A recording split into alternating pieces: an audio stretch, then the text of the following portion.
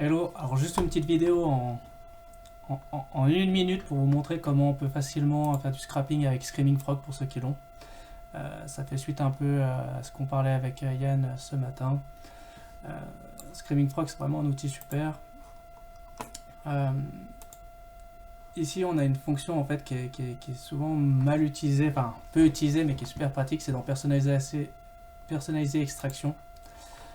En fait quand on vient ici, faut juste que je mette pause, j'avais lancé pour gagner un tout petit peu de temps.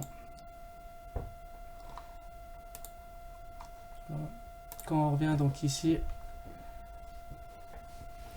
dans l'extraction, en fait on peut mettre des extracteurs. Les extracteurs on peut leur donner plusieurs éléments, soit un chemin CSS, soit un XPath, soit un regex.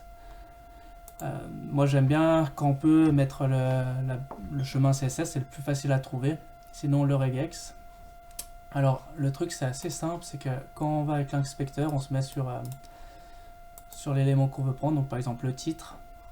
Là on voit qu'il y a une classe post-title, donc là j'ai juste mis ma classe. Sinon le truc qui est assez cool, c'est qu'on peut donc sélectionner, par exemple là je l'avais pas pris. Hop, la catégorie, là on pourrait très bien faire un inspecter. En fait on voit là les choses, puis je pourrais très bien prendre par exemple que la première catégorie, donc là je me mets ici, je fais un clic droit, copie, et là je vais prendre mon XPath. Alors je devrais même aller très certainement plus loin, non ça doit être bon, copie, XPath, hop, et là en fait si on ajoute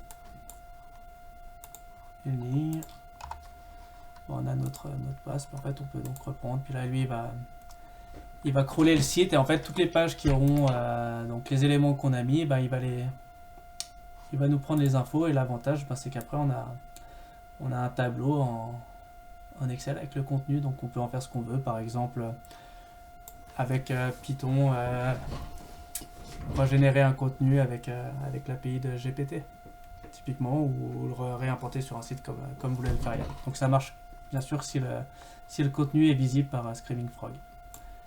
Voilà.